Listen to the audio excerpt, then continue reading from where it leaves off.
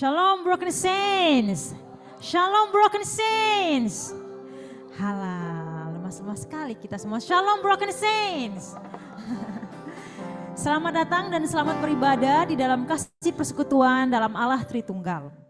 Puji syukur kita panjatkan kepada Dia yang oleh karena kasih setianya telah mempertemukan kita, menyatukan kita dan memelihara kita sebagai individu maupun sebagai sebuah komunitas yang disebut Reformasi Liturgi.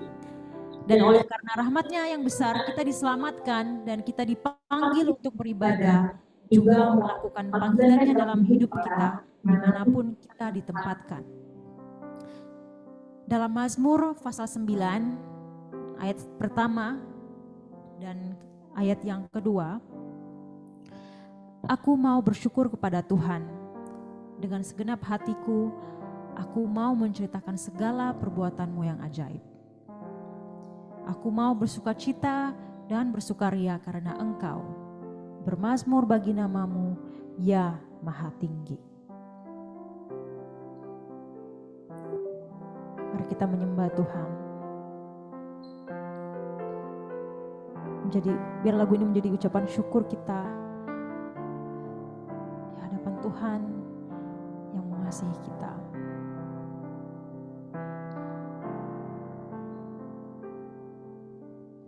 Yesus, Kau telah memulai segala yang baik dalamku. Engkau menjadikanku serupa gambaran-Mu dan berharga di mata-Mu, Yesus. Yesus, Kau telah memulai karya yang mulia dalamku. Benar Tuhan, Kau berikan hidup-Mu sebagai ganti dosaku, karena kasih-Mu padaku.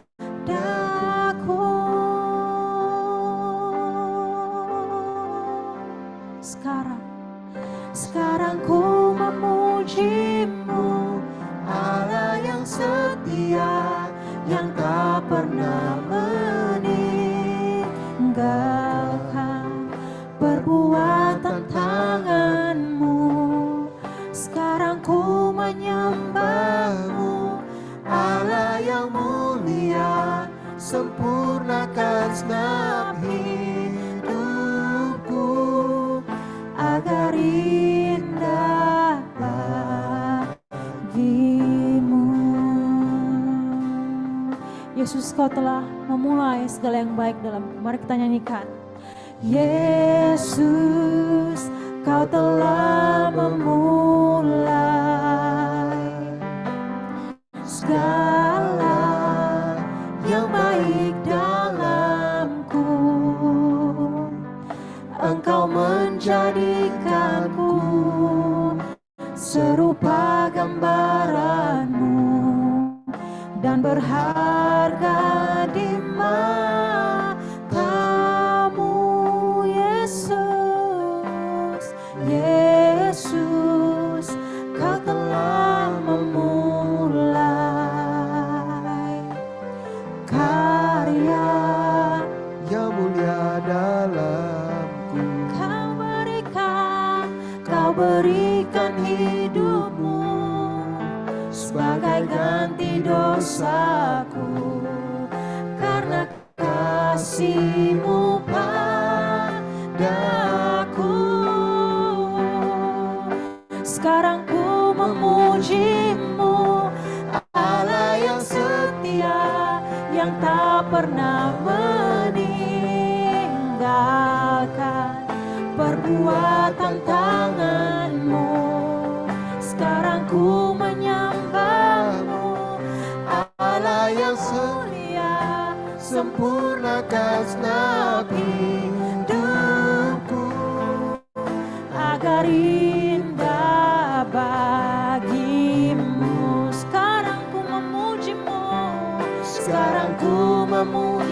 Lord, we worship you God. Allah yang setia, yang tak pernah meninggalkan kami Tuhan. Yes Lord, perbuatan tangan-Mu, sekarang ku menyembah-Mu. Allah yang mulia, sempurnakan segenap hidupku agar indah bagimu. Dengan musik perlahan kita nyanyikan. Sekarang ku memuji-Mu, Allah yang setia, yang tak pernah meninggalkan. Amen. Perbuatan tangan-Mu, sekarang ku menyembah-Mu. Allah yang mulia, sempurnakan segenap hidupku agar indah bagimu, agar indah bagimu. Agar indah bagimu.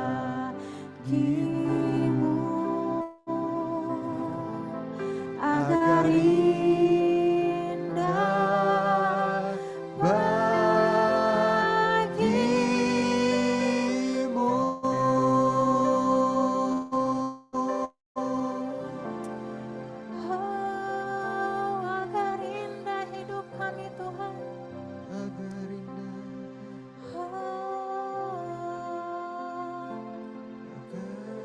Inilah hidup kami Tuhan. hidup kami. Buatlah sesuai kehendak-Mu dalam hidup kami. Dalam setiap musim hidup kami Tuhan, Kaulah yang berdaulat. Haleluya.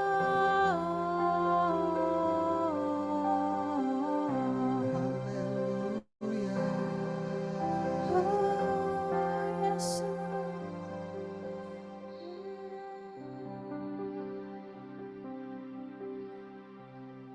Terima kasih Tuhan. Terima kasih Tuhan.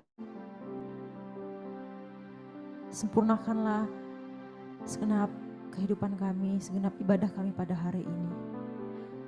Dan kami buka ibadah kami hanya di dalam nama Bapa, Putra, dan Roh Kudus. Kami sudah berdoa. Amin. Amen. Saya jemput kita semua untuk bangkit berdiri. Kita akan membacakan terlebih dahulu pengakuan iman rasuli. Mari kita sama-sama dengan lantang, dengan iman kita katakan, Aku percaya kepada Allah, Bapa yang Maha Kuasa, Khalik langit dan bumi, dan kepada Yesus Kristus, anaknya yang tunggal Tuhan kita, yang dikandung dari Roh Kudus, lahir dari anak darah Maria, yang menderita sengsara di bawah pemerintahan Pontius Pilatus, disalibkan, mati dan dikuburkan, turun ke dalam kerajaan maut. Pada hari yang ketiga, bangkit pula dari antara orang mati, naik ke sorga, duduk di sebelah kanan Allah, Bapa yang Maha Kuasa, dan dari sana Ia akan datang untuk menghakimi orang yang hidup dan yang mati. Aku percaya kepada Roh Kudus, gereja yang kudus dan am, persekutuan orang kudus, pengampunan dosa, kebangkitan daging, dan hidup yang kekal. Amin. Amen. Apapun kondisi dan pergumulan kita pada saat ini, ingatlah bahwa Tuhan adalah sumber kekuatan, sumber sukacita kita di tengah badai yang bergelora. Amen. Mari kita nyanyikan lagu ini, Sukacita Surga. Amen. Mari bertepuk tangan bersama-sama. Haleluya.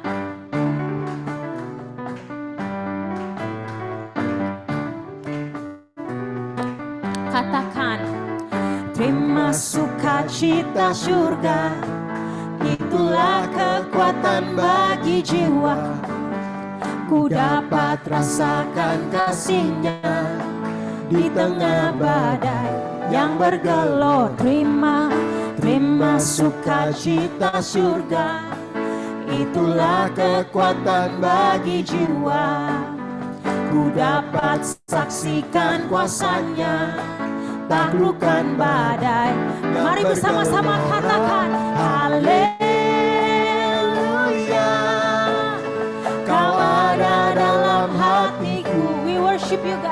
takkan patah semangatku, takkan hilang kekuatanku. Haleluya, ku mau bersorak bagimu, sukacita surga nyata penuhiku. Amen. Haleluya. Terima sukacita, terima sukacita surga. Itulah Benar, kekuatan Tuhan. bagi jiwa. Haleluya. Ku dapat rasakan kasih-Nya di tengah badai yang bergelora. Terima sukacita surga, itulah kekuatan bagi jiwa. Ku dapat saksikan kuasa-Nya, amen, taklukkan badai yang bergelora. Sama-sama katakan, Haleluya, Kau ada Yes, Lord. dalam hatiku, takkan patah semangatku. takkan patah Yes, semangatku, Lord. takkan hilang kekuatanku. Haleluya, ku mau bersorak bagimu, sukacita surga nyata penuhiku. Sama-sama katakan sekali lagi, haleluya. Haleluya, Kau ada dalam hatiku, takkan patah semangatku, takkan hilang kekuatanku. Haleluya, ku mau bersorak bagimu, Amen. sukacita surga nyata penuhiku. Tanpa musik katakan, Haleluya, amen. Tepuk tangan. Kau ada Yes, Engkau dalam sumber kekuatan hatiku, kami, Tuhan. takkan patah semangatku, Amen. takkan hilang kekuatanku. Haleluya, ku mau bersorak bagimu, Amen. sukacita surga nyata, Sukacita. sukacita surga nyata, sukacita surga nyata Penuhiku. Amen, Lord. Sukacita surga, sukacita dari sumbernya Engkau memenuhi kami, menguatkan kami, Tuhan. Terima kasih, Tuhan, terima kasih. Dipersilakan duduk.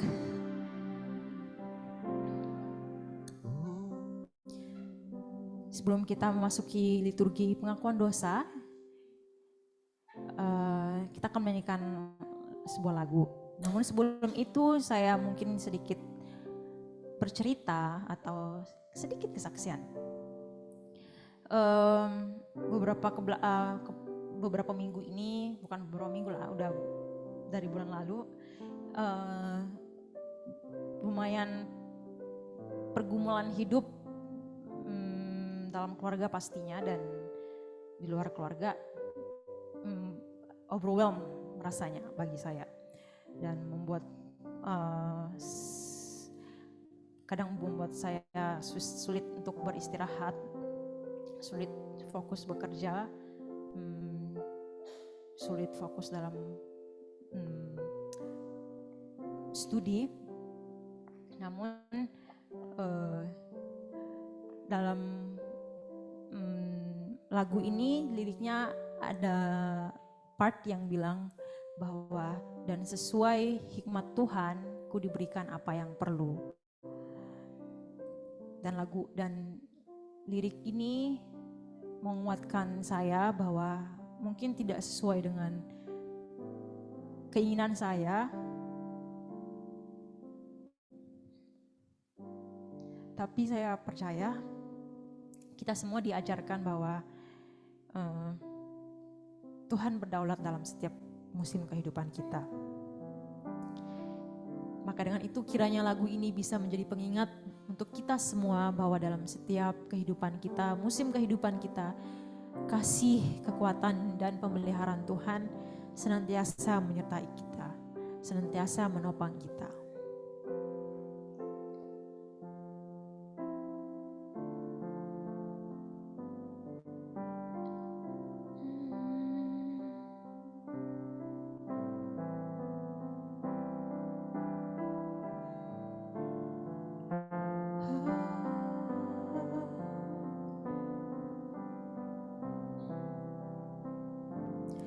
Kekuatan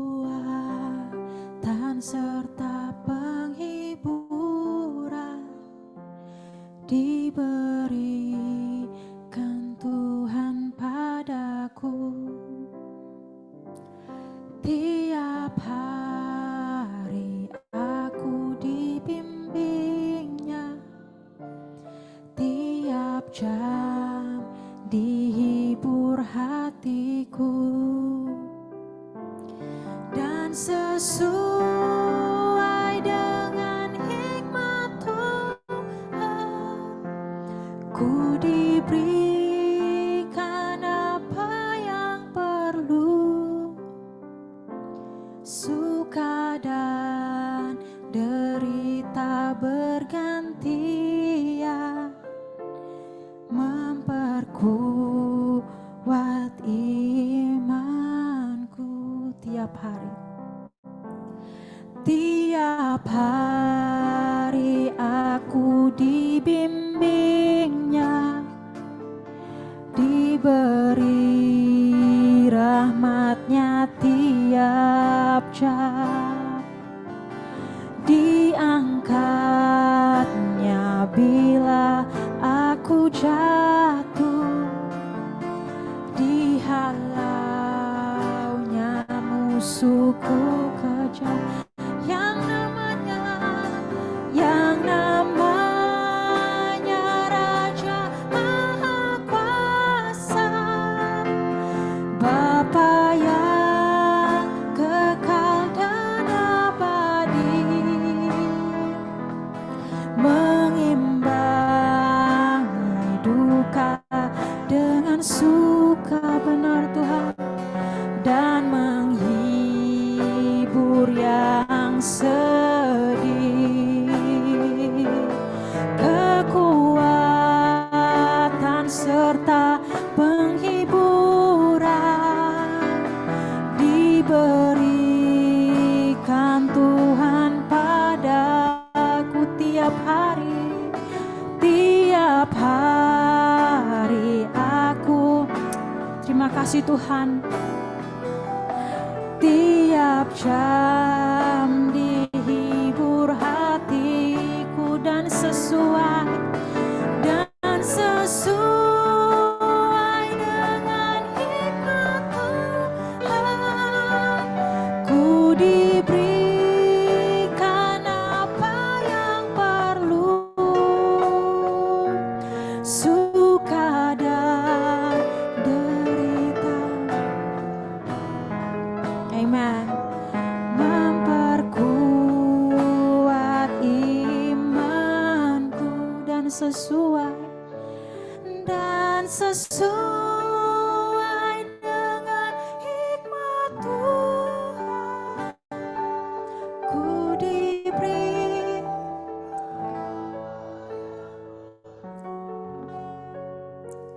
suka dan derita, perkuat imanku.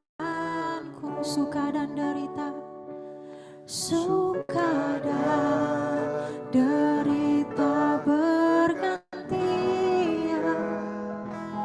memperkuat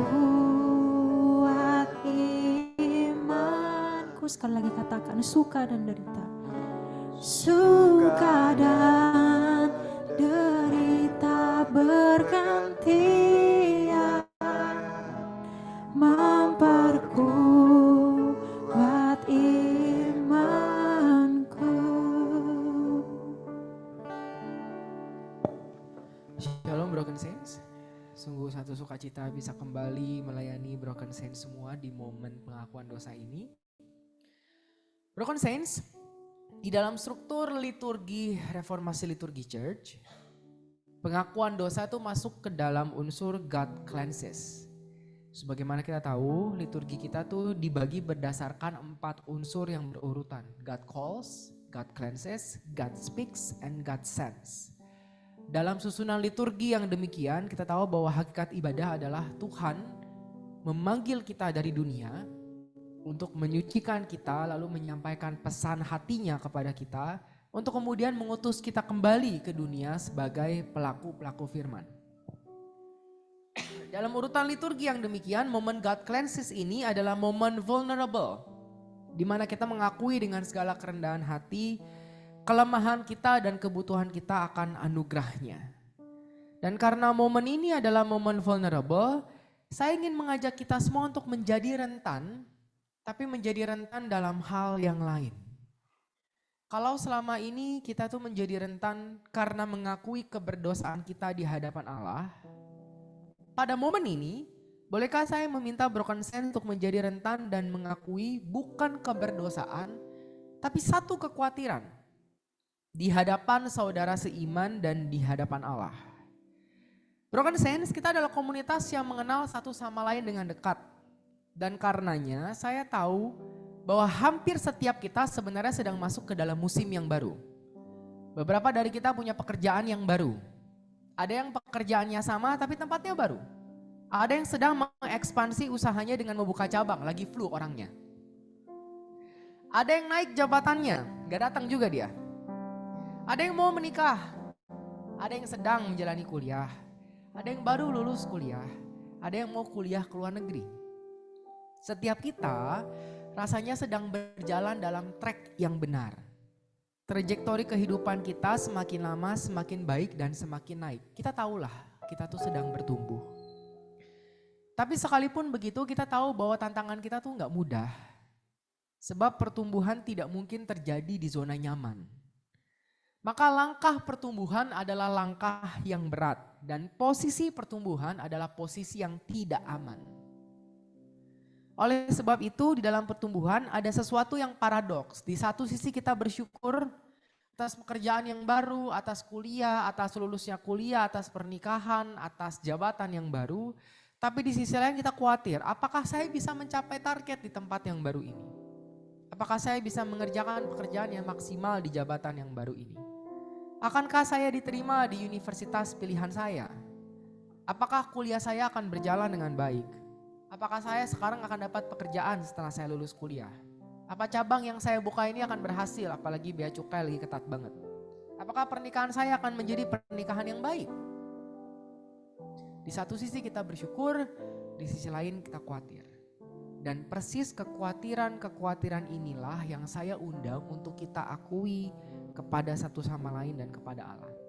Yakobus 5 ayat 16 menulis, karena itu hendaklah kamu saling mengaku dosamu dan saling mendoakan supaya kamu sembuh. Doa orang yang benar bila dengan yakin sangat kuasanya. Dengan cara yang sama, bolehkah kita saling mengakui kekhawatiran satu sama lain dan saling mendoakan? Jika memang ini adalah momen God cleanses, izinkanlah Tuhan juga membebaskan kita bukan hanya dari keberdosaan tapi juga dari kekhawatiran kita. Sebagaimana firman-Nya dalam Filipi 4 ayat 6, janganlah hendaknya kamu khawatir tentang apapun juga, tetapi nyatakanlah dalam segala hal keinginanmu kepada Allah dalam doa dan permohonan dengan ucapan syukur. Jadi saya mau undang kita semua, termasuk pemusik, silakan duduk ke tengah, termasuk yang ada di sana silakan duduk ke tengah. Sementara Moteng nanti akan memainkan satu lagu instrumen secara terus berputar. Silakan duduk ke tengah, berkelompok berdua-berdua. Kalau bisa cari orang yang agak beda ya, janganlah Is sama adiknya, go. Janganlah suami istri ya, go. Jangan mas sama anak, go. Berdua-berdua, lalu saling ceritakan satu kekhawatiranmu. Apa yang sedang kamu khawatirkan saat ini? Lalu ditutup dengan saling mendoakan. Kita punya waktu yang lebih dari cukup, jadi tidak usah terburu-buru. Lalu setelah selesai silakan kembali ke tempat duduk masing-masing. Dan seperti biasa saya akan berdoa dan menyampaikan berita. Silakan. Silakan. Yang di sana juga silakan.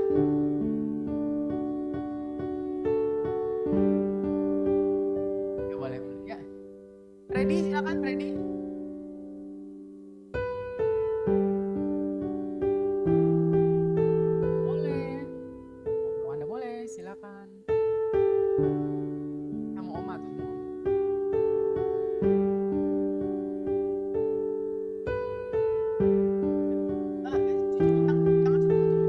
nggak bertiga boleh, bertiga boleh.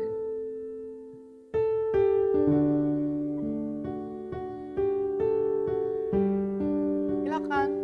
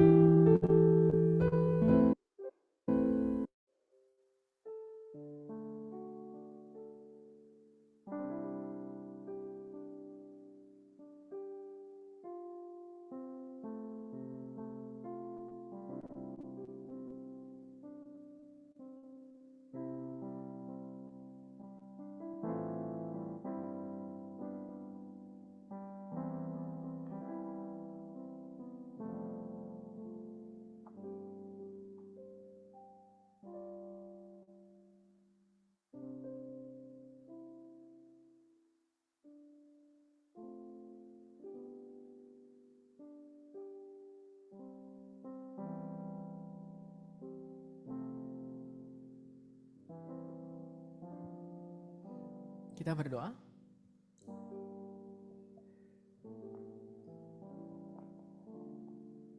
Kami bukan orang yang benar, Tuhan. Tidak ada kepada kami kebenaran kecuali kebenaran yang dianugerahkan Yesus bagi kami. Tapi bolehkah doa orang yang saling mengasihi diperkenan Tuhan? Bolehkah doa orang yang peduli kepada sesama saudaranya didengar Tuhan? Jika boleh, izinkan kami membawa doa syafaat kami, Tuhan. Kepada saudara kami yang menanggung kekhawatiran, kepada saudara kami yang sedang berbeban. Kami tahu beban dan proses tidak akan diambil karena itu menumbuhkan kami. Tetapi berikanlah kekuatan, berikanlah penghiburan. Di tengah tekanan yang rasanya tidak ada jalan keluar, izinkan harapan berakar. Sekalipun kami tidak tahu bagaimana caranya, hal yang kami lakukan sehari-hari dapat membuka pintu, izinkanlah kami percaya pintu akan terbuka. Segala hal yang tidak dapat kami pikirkan, kami serahkan ke kaki Yesus. Segala detail masa depan yang tidak dapat kami prediksi, kami percayakan ke dalam tangan Tuhan. Izinkan di momen ini kami mengerjakan bagian kami sebaik mungkin. Izinkan di momen ini kami berusaha memuliakan Allah dengan apa yang ada di tangan kami. Dan izinkan itu cukup, Tuhan. Kalaupun tidak cukup, kiranya anugerah-Mu yang mencukupkan apa yang kurang dari perbuatan kami. Untuk segala musim yang baru yang sedang kami hadapi dan yang akan kami hadapi, izinkan kami melangkah di dalam iman. Izinkan kami percaya Tuhan yang membawa kami ke momen ini. Izinkan kepala kami tegap, izinkan mata kami memandang-Mu. Dan izinkan langkah kami yakin, Tuhan. Terima kasih Bapa yang baik. Segala doa kami haturkan di dalam nama Yesus. Pada Allah yang mendengar dan menjawab doa. Mari siap kita sama-sama katakan, amin. Berita anugerah dan petunjuk hidup baru datang dari Matius 6 ayat yang kedua yang berbunyi, siapakah di antara kamu yang karena kekhawatirannya dapat menambahkan sehasta saja pada jalan hidupnya? Karena itu, serahkanlah segala kekhawatiranmu kepadanya, sebab Ia yang memelihara kamu. Tuhan Yesus memberkati.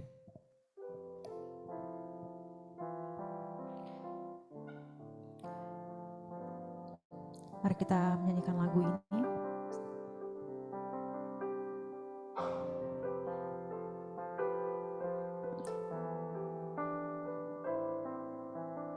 Kami mau menyembah-Mu Tuhan di atas segala kekhawatiran kami.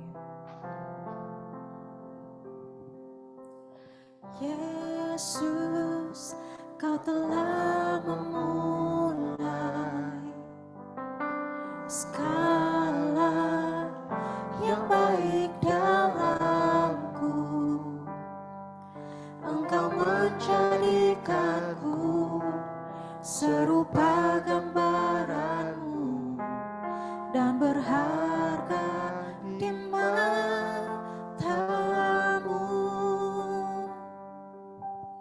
Yesus, Kau telah memulai karya yang mulia dalamku. Kau berikan hidup-Mu sebagai ganti dosaku.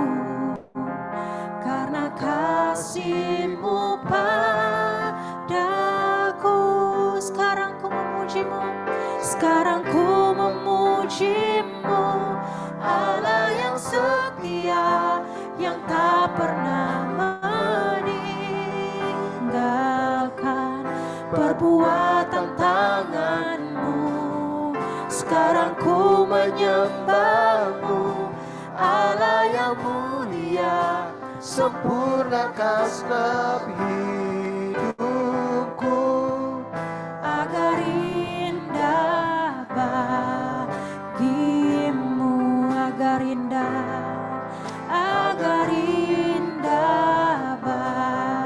bagimu, agar indah hidup kami Tuhan, agar indah bagimu.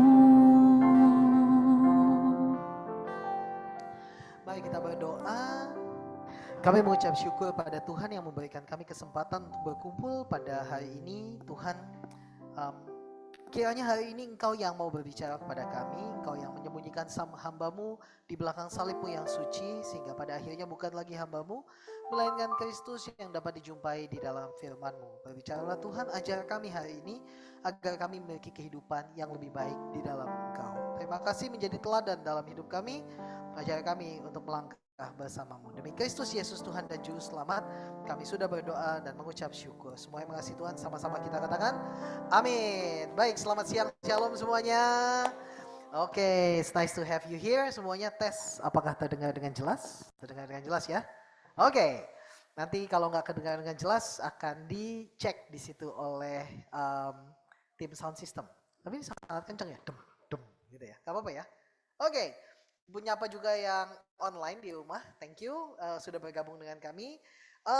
Hari ini kita punya sesuatu yang spesial. Wah, sesuatu yang spesial. Padahal kalau Felix berpikir bahwa apanya yang spesial gitu, bodo amat lah ya gitu kan ya. Oke, hari ini kita bisa kelihatan di sini ya. Udah kelihatan? Oh belum kelihatan di situ. Oke, saya diberikan satu tema, judulnya adalah Embracing Seasons. Kita memeluk tentang semua musim kehidupan yang hadir di tempat ini. Bisa ditampilkan? Apakah internetnya down? Oh, oke, ini internetnya sudah kembali connect nih di sini. Mestinya udah bisa. Ceng. Oke, baik. Sebelum kita memulai semua, boleh lihat ke kiri kanan, pandangi wajah orang sebelah kiri kanannya baik-baik, gitu ya. Perhatikan wajahnya, bilang sama orang kiri kanannya, kamu kelihatan oke loh siang hari ini, gitu kan ya, gitu. Kamu kelihatan oke loh siang hari ini. Oke, dan dan selama masih belum bisa ditampilkan, kita nggak apa-apa. Saya padahal pengen mulainya dengan satu permainan, gitu ya. Karena saya selalu punya gimmick, gitu. Dan karena saya selalu punya gimmick, gitu. Tapi apakah, Enggak pakai sound. Soundnya dari sini, soundnya dari situ. Soundnya nggak perlu dari itu, ya. Bisa? Nah, apa tuh? Ya betul, akhirnya setelah didoakan dalam nama Yesus dengan berdoa dan berpuasa akhirnya bisa ditampilkan. Embracing Seasons. Oke, next slide bisa? Nah oke, kita akan mulai gitu ya. Beberapa tahun yang lalu, 2 dekade yang lalu mungkin kita ada Who Wants to be a Millionaire. Siapa yang pernah nonton gitu ya, atau siapa yang mencoba untuk ikut? Ada yang mencoba untuk ikut Who Wants to be a Millionaire? Gak pernah ada yang coba ikut untuk itu main di game sendiri, tapi nggak. Oh, coba nembak. Ada yang pernah mencoba untuk ikut game tersebut? Ada sindikatnya. Oh, oke. Sebelum itu mungkin ingat lebih tua lagi, dulu ada yang namanya jari-jari. Kan nggak? Ya kan gitu. Jari-jari. Nggak tahu dia.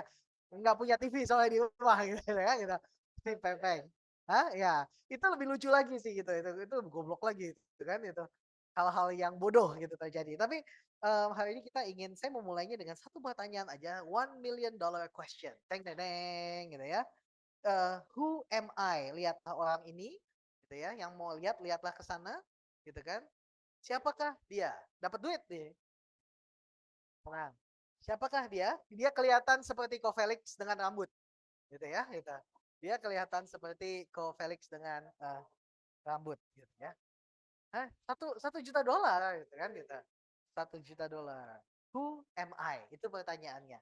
Saya kasih lihat kalau misalnya saudara masih nggak ketebak siapa dia. Wah, nggak mungkin lah ya ketebak gitu. Saya akan memberikan wajahnya waktu muda. Next ya. Klik.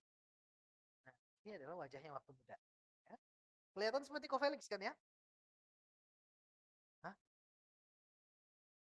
Pak Edi itu mudanya kayak Alan Tam gitu ya, gitu.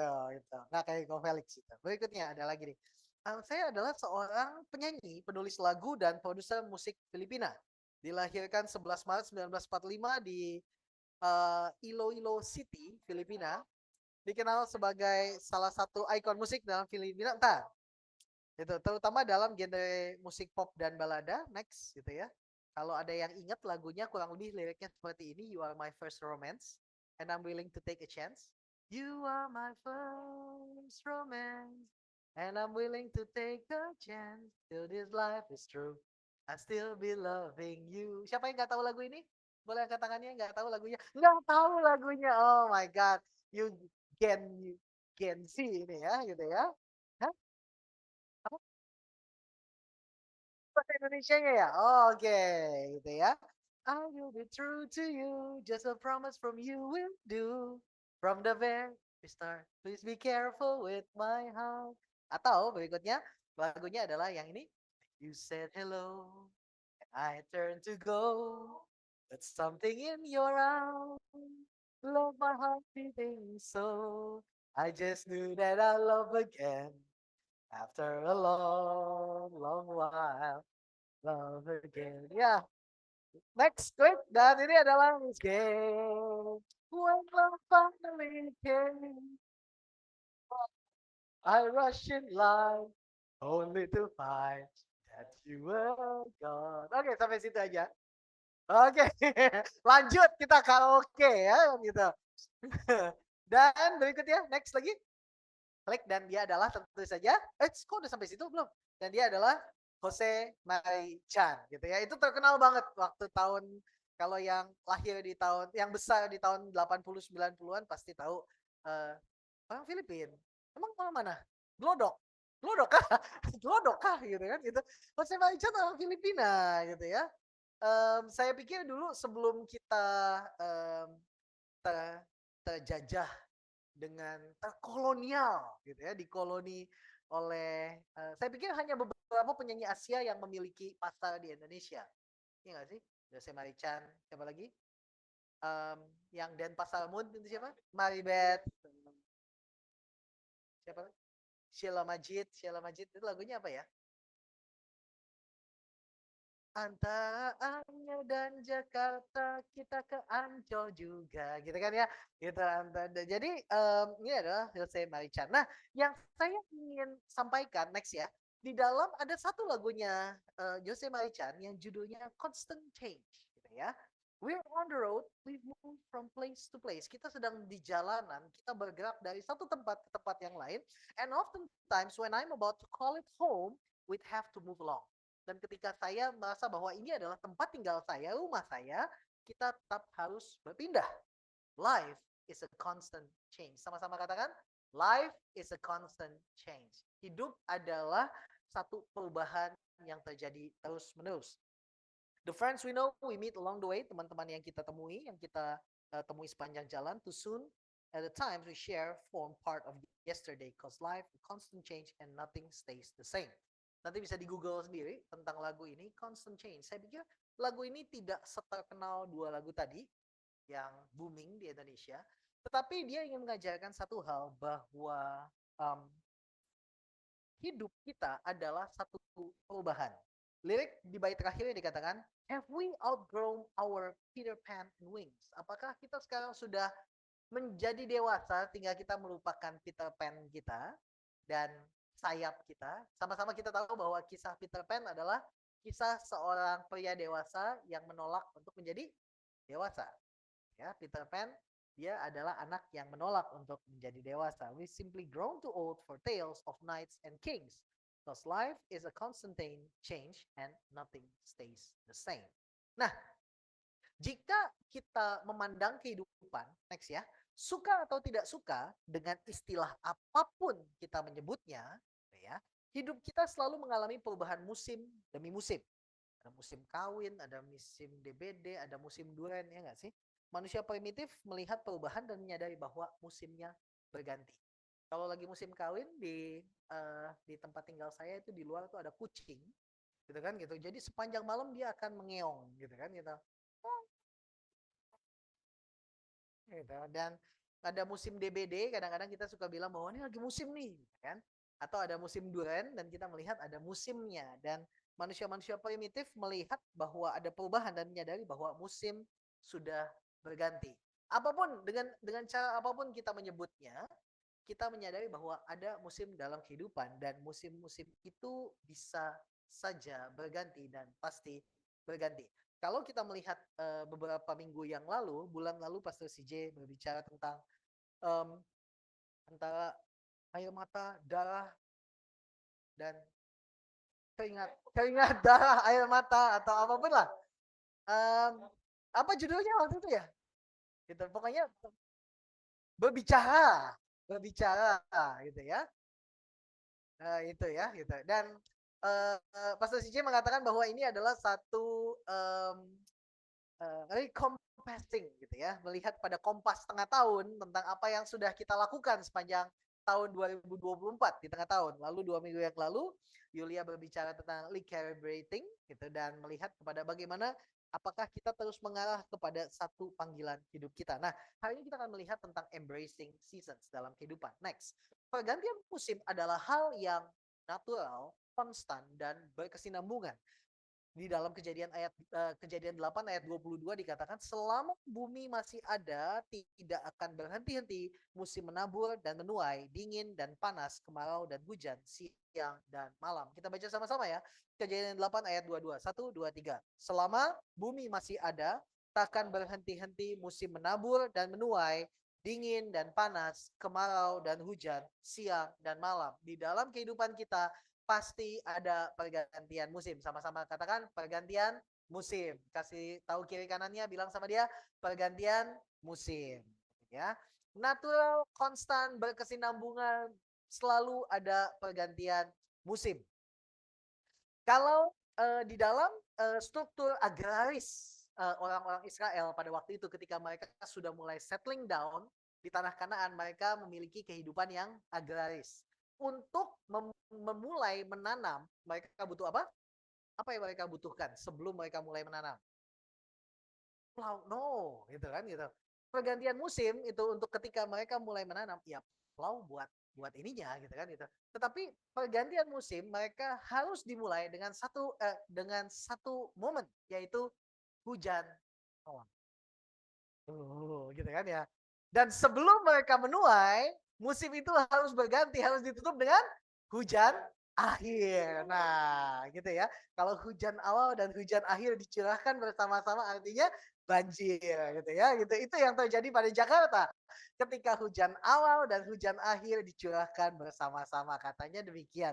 Tapi itu adalah hal yang lebih mitos daripada sastra mitos yang Pastor CJ katakan. Nggak ada hujan awal dicurahkan bersama-sama dengan hujan akhir. Nggak bisa. Kenapa? Musimnya beda. Jadi jangan percaya lagu itu ya. Hujan awal, gitu. Hujan akhir curahkan bersama-sama. Nggak bisa. Orang musimnya beda, Bapak Ibu Saudara sekalian, gitu ya. Gitu itu musimnya beda, tidak mungkin tercurah bersama-sama. Dan selama bumi masih ada, tidak akan berhenti-henti musim menabur, menuai, dingin dan panas, kemarau dan hujan, siang dan malam.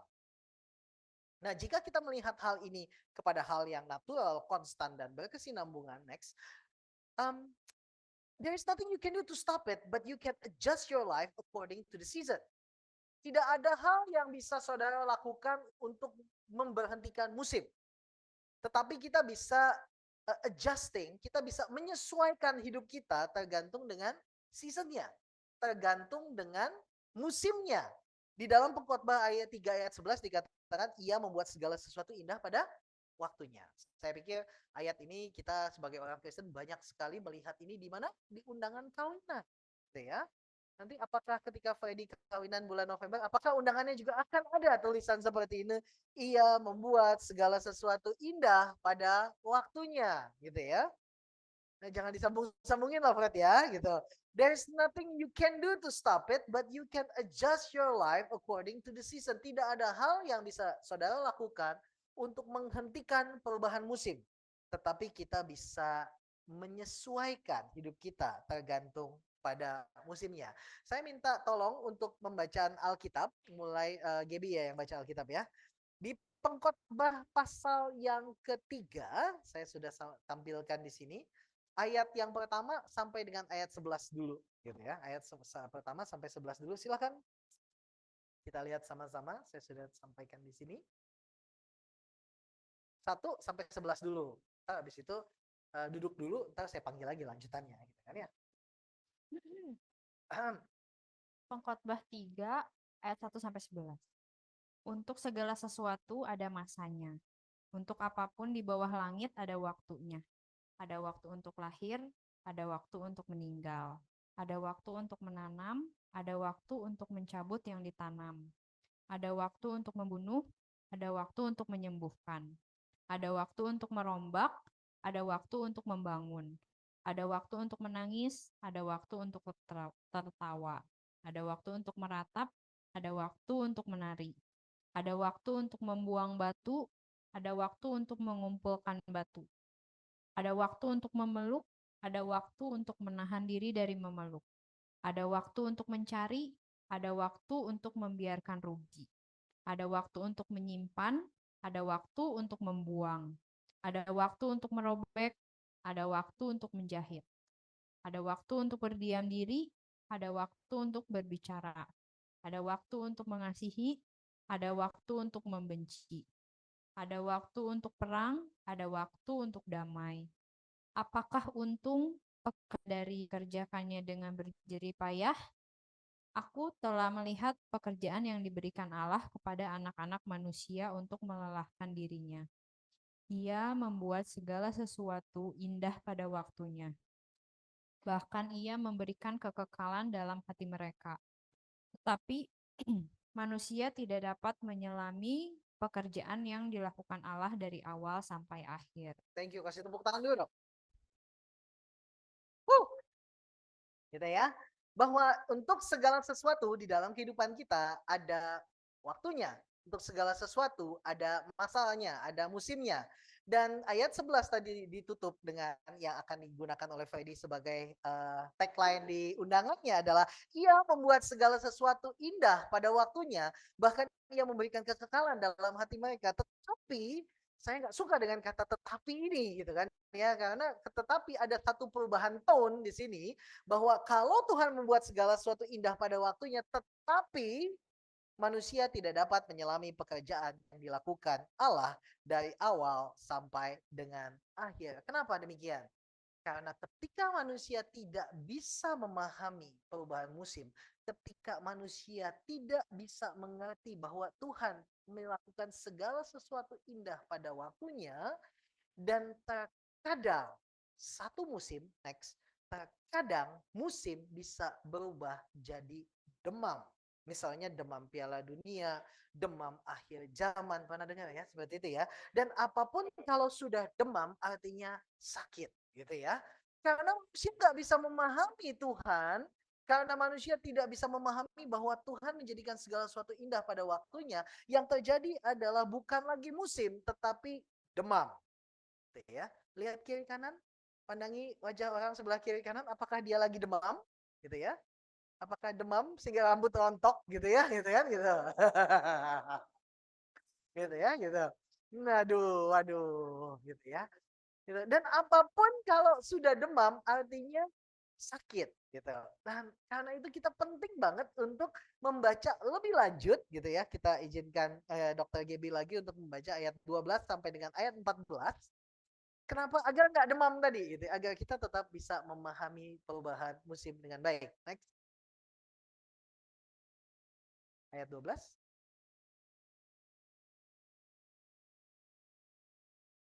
Thank you. Ayat 12. Aku tahu bahwa untuk mereka tak ada yang lebih baik daripada bersuka-suka dan menikmati kesenangan dalam hidup mereka. Dan bahwa setiap orang dapat makan, minum, dan menikmati kesenangan dalam segala jerih payahnya, itu juga adalah pemberian Allah. Aku tahu bahwa segala sesuatu yang dilakukan Allah akan tetap ada untuk selamanya. Itu tidak dapat ditambah dan tak dapat dikurangi. Allah berbuat demikian supaya manusia takut akan Dia. And that's it. Itu adalah yang penting. Kenapa kita lanjutkan sampai dengan ayat 14? Karena apa? Ditutup dengan gini, bahwa Allah berbuat demikian supaya manusia takut akan Dia. Ya kan? Karena kalau misalnya kita hanya melihat bahwa Allah membuat segala sesuatu yang indah pada waktunya, and then kita tidak bisa menyelami apa yang terjadi dalam kehidupan kita. Tetapi di dalam ayat ke-12 sampai dengan ayat 14 itu pengkhotbah mengajarkan kepada kita bahwa tidak ada yang lebih baik daripada kita bersenang-senang, bersukacita dengan apa yang Tuhan lakukan dalam hidup dia. But gitu ya. Tetapi yang paling penting adalah Allah berbuat demikian supaya manusia takut akan Dia. Tuhan berbuat apapun yang Dia lakukan dalam hidup kita supaya kita takut akan Dia. Oke, lihat kiri kanan lagi. Bilang sama orang kiri kanannya gitu ya, Tuhan bikin gitu biar lu takut akan Tuhan. Gitu ya, gitu. Tuhan bikin demikian agar kita takut akan Tuhan, mengenal Tuhan, takut akan Tuhan. Nah, di dalam 1 Tawarik 12 ayat yang pertama, saya suka banget ini ya. Kisah ini saya mulai, tadi itu openingnya gitu ya. Saya mulai dengan 1 Tawarik 12 ayat yang pertama. Next. Inilah orang-orang yang datang kepada Daud di Ziklag. Selama ia harus menyingkir karena Saul bin Kish. Mereka pun termasuk pahlawan-pahlawan yang membantu dia dalam peperangan. Sampai di sini dulu. 1 Tawarik 12 ayat 1 dikatakan waktu itu Daud adanya di Ziklag. Daud pada waktu itu adalah seorang belum jadi raja nih. Daud waktu itu adalah seorang buronan gitu ya, buronan mertua, buronan kerajaan, buronan. Waktu itu Daud adalah seorang buronan. Sama-sama katakan buronan gitu ya. Lihat kiri kanan apakah dia seorang buronan? Gitu ya, gitu. Oke, gitu ya, gitu. Dia adalah seorang buronan pada waktu itu adanya di Ziklag. Kalau misalnya kita memandang kepada panggilan Daud, gitu ya. Kalau kita memandang pada kisah panggilan Daud, semua di sini yang udah pernah waktu kecilnya sekolah minggu pasti tahu tentang panggilan Daud. Kalau lupa saya ceritakan ulang. Gampangnya adalah begini. Satu hari Tuhan bilang sama satu orang nabi namanya Samuel, pintar gitu. Gak cuma dia jadi pendeta gitu ya, gitu. Tuhan panggil gitu melalui satu orang nabi namanya Samuel, kamu pergi ke rumah Isai di Bethlehem gitu ya. Di situ aku akan mengurapi seorang yang menjadi raja yang akan menggantikan Saul nih ya. Saul yang diganti ini gitu. Saul tadinya adalah seorang raja. Tapi Alkitab mencatat bahwa dia itu tidak menemukan God's favor dalam hidupnya, sehingga Tuhan ingin mengangkat raja yang lain. Gitu ya, raja yang lain untuk menggantikan Saul. Dan Tuhan bilang sama si Samuel, pergi ke rumahnya Isai di Bethlehem, gitu, dan di situ aku akan salah satu anaknya akan menjadi raja. Dan ketika Samuel datang ke situ, lalu Isai kasih lihat anaknya yang pertama, namanya Eliab. Gitu ya. Kalau nggak percaya nanti baca sendiri, cari di Alkitab. Eliab namanya gitu, dan Eliab itu tinggi, cocok banget dia jadi raja. Seperti kalau kita suka bercanda di grup adalah tentang pendeta-pendeta yang ganteng kayak Andi Lau gitu. Nah ini cocok nih jadi raja nih. Kalau pendeta-pendeta yang tampangnya kayak penjahat-penjahat glodok nggak cocok dia jadi bintang film gitu kan ya gitu. Nah ini Eliab sangat tinggi, sangat kekal, sangat keren gitu. Dan Eliab pasti berpikir bahwa ini loh calon raja Israel. Tapi Alkitab katakan juga bahwa apa? Jangan lihat wajah tapi hatinya gitu ya. Padahal kita seringkali kita nggak bisa melihat hati orang. Kita hanya melihat wajahnya. Gitu. Dan anak yang pertama, anak yang kedua Tuhan bilang bukan yang ini. Yang kedua bukan yang ini, yang ketiga bukan yang ini, yang keempat bukan yang ini. Aduh bingung dong. Dan setelah keluar semua anaknya dan semua keluar anaknya dan itu bukan semua. Ya kan? Lalu Samuel bilang apa? Ini semua anakmu. Dan kalau saudara baca nanti di Alkitab kisah tentang panggilan itu sendiri dan Isai, apa yang Isai katakan? Masih ada satu lagi yang kecil, ya kan? Masih ada satu lagi yang kecil. Isai bahkan nggak perlu repot-repot untuk kasih tahu namanya, ya kan? Cuma bilang bahwa masih ada satu lagi tuh yang kecil. Dia nggak perlu merasa repot untuk kasih tahu masih ada Daud. Masih ada satu lagi yang kecil. Ya udah bawa sini. Dan setelah diurapi, lalu Tuhan bilang, yang ini nih, yang kayak gini Tuhan, iya. Gitu. Dan setelah diurapi, apa yang terjadi pada hidup Daud? Apa yang Daud lakukan setelah dia diurapi? Next. Yang setelah diurapi, Daud kembali kepada pekerjaan utamanya, yaitu mengembalakan domba. Nggak ada yang namanya habis selesai diurapi, terus besoknya raja. Nggak ada. Oke? Setelah diurapi, setelah dipanggil, terima janji Tuhan kan? Kamu akan jadi raja. Dan apakah besoknya dia jadi raja? No. Daud kembali lagi pada pekerjaannya, mengembalakan domba. Dan hidup Daud berubah, gitu kan? Dan hidup Daud berubah ketika pagi-pagi itu, pagi ya, satu pagi tanpa dia sangka-sangka, satu pagi tanpa dia sangka-sangka, dia dipanggil sama bapaknya ketika dia lagi mengembalakan domba, dipanggil sama bapaknya untuk apa? Anterin makanan pada kakak-kakaknya di medan perang, ya kan? Dan Daud adalah anak yang nurut sama bapaknya ketika dikatakan nih anterin roti ini buat kakakmu. Daud nggak bilang bahwa gitu, how dare you, gitu kan, tuh, don't you know who I am, gitu kan, gitu. Kalau misalnya kamu nggak tahu kan saya ini adalah raja loh, gitu kan. Dia nggak bilang gitu dan dia mengatakan bahwa oke, gitu. Dan ini menjadi satu hal yang penting dalam hidup kita. Kenapa? Apa yang Daud lakukan pada pagi hari itu menunjukkan satu hal ini. Dan ini membuat kita berefleksi. Teman-teman, kalau teman-teman adalah seorang pimpinan, kalau teman-teman seorang hamba Tuhan, kalau teman-teman adalah memiliki posisi yang baik di pekerjaan kita, think about this. Dengan apa yang terjadi pada Daud pagi itu. If you think you are too important to be under authorities, probably you are too immature to be over authorities. Kalau saudara merasa bahwa saudara terlalu penting untuk berada di bawah otoritas, mungkin saudara terlalu tidak dewasa untuk memiliki otoritas tersebut. Dan Daud melakukan hal itu ketika disuruh untuk bawa roti. Daud bawa roti. Oke, dia tinggalkan kambing dombanya di tangan temannya, lalu dia bawa rotinya. Dan dia nggak tahu bahwa hidup itu, hari itu adalah hari di mana dia nggak akan balik lagi untuk jadi gembala domba. Seringkali dalam hidup kita nggak tahu kapan hari di mana kita nggak akan kembali lagi pada kehidupan kita yang lama. Teman-teman di sini siapa yang masa kecilnya cukup bahagia untuk bisa main dengan teman-teman di kampungnya? Ada teman-teman yang bisa main di kampungnya, oke? Gitu kan? Yang main keluar rumah, yang kalau pulang itu kalau udah mau maghrib, ya kan? Gitu ya, zaman dulu gitu kan ya, gitu. Kalau udah mau maghrib gitu disuruh pulang. Kenapa? Karena banyak kolong wewe gitu kan ya, kuntilanak, genderuwo dan sebagainya. Gitu. Kalau enggak ntar bisa diculik dan sebagainya. Jadi kalau misalnya udah mau azan maghrib baru pada pulang. Nah, dan kita nggak pernah tahu kapan kita keluar main yang terakhir kali. Ingat nggak? Nggak kan? Pasti nggak ingat. Kapan terakhir kali kita keluar main sama teman-teman kita? Dan nggak pernah ada janjian, nggak pernah ada closure untuk bilang bahwa ini kita main terakhir ya hari ini ya gitu. Besok kita udah nggak bisa main lagi bersama gitu. Nggak. Kita nggak pernah tahu kapan kita terakhir kali keluar main dengan teman-teman kita. Yang kita tahu adalah bahwa kita sudah akhirnya beranjak dewasa, kita bergerak, musimnya sudah berubah tanpa kita sadari. Musimnya berubah, musimnya hilang tanpa kita sadari. Ya kan? Nggak pernah kita ingat gitu. Saya juga nggak ingat gitu. Kapan kita keluar main terakhir kali sama teman-teman kita? Nggak ada pesta perpisahan untuk bilang bahwa sayonara, sayonara, sampai berjumpa pulang. Nggak ada. Gitu. Nggak ada kasih surat resign kayak Freddy gitu kan gitu. Gitu.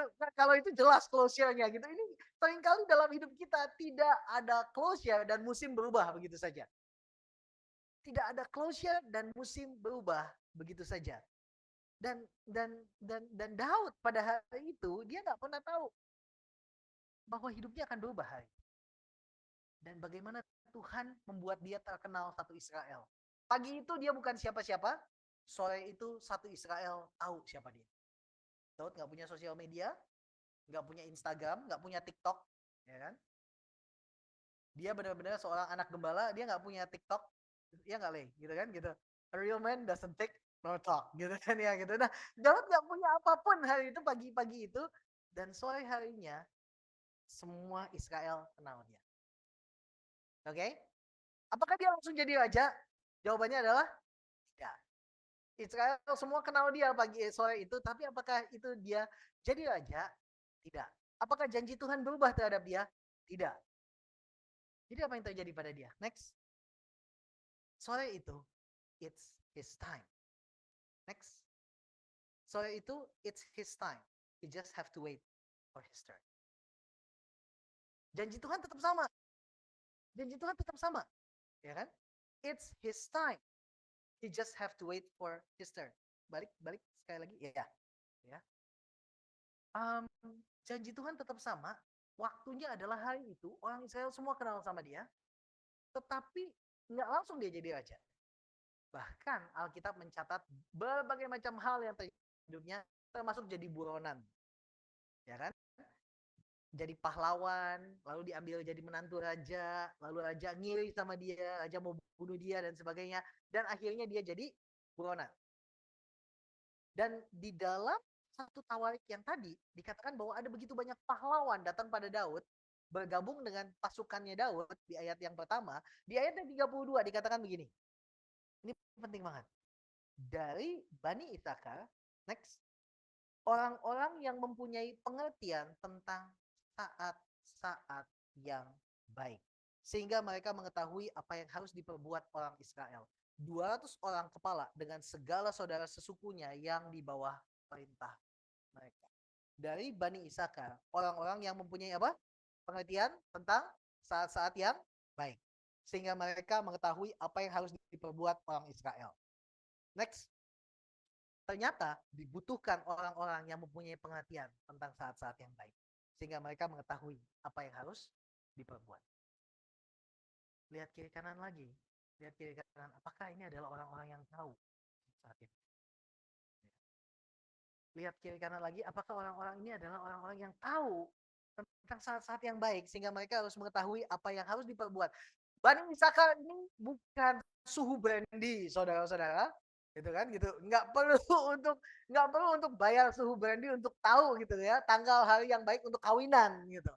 Tapi orang-orang dari Bani Isakar ini itu tahu tentang apa yang baik sehingga mereka mengetahui apa yang harus diperbuat. Demikian di dalam Kejadian pasal 49 ayat 14 sampai 15. Next. Doa berkat Yakub kepada anaknya Isakar, dikatakan Isakar adalah seperti keledai yang kuat tulangnya yang meniarap di apit bebannya.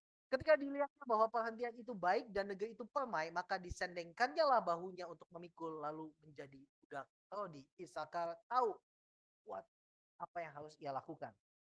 Dalam Hakim-Hakim 5 ayat 15 dicatat tentang juga para pemimpin suku Isakar menyertai Deborah, dan seperti Isakar demikian Naftali menyertai Barak. Mereka menyusul dia dan menyerbu masuk lembah. Tetapi pihak pasukan-pasukan suku Ruben ada banyak pertimbangan. Di dalam nyanyian Deborah pun dicatat tentang bagaimana Isakar menyertai Deborah membawa kemenangan. Mungkin dari Bani Isakar, dari suku-suku dari Bani Isakar dari sukunya itu bergabung dengan Daud di Ziklag menjadi sebagai satu penanda bahwa this is your turn. This is your turn untuk melakukan apa yang Tuhan kehendaki dalam hidupmu. Saya mencoba untuk mencari tahu di dalam penelitian saya secara singkat, secara digital melalui Google tentunya, tentang bagaimana Talmud Babilonia mencatat demikian. Next. Dalam Talmud Babilonia di dalam Berakhot 63 dikatakan Isakar diidentifikasi sebagai suku yang sangat terlibat dalam studi Torah. Dikatakan bahwa mereka adalah para ahli dalam kalender Ibrani dan perhitungan waktu-waktu penting seperti menetapkan bulan-bulan baru dan tahun kabisat. Dalam Pesakim 4 dicatat tentang bahwa suku Isakar disebut sebagai para bijaksana yang menunjukkan reputasi mereka dalam kebijaksanaan dan studi hukum.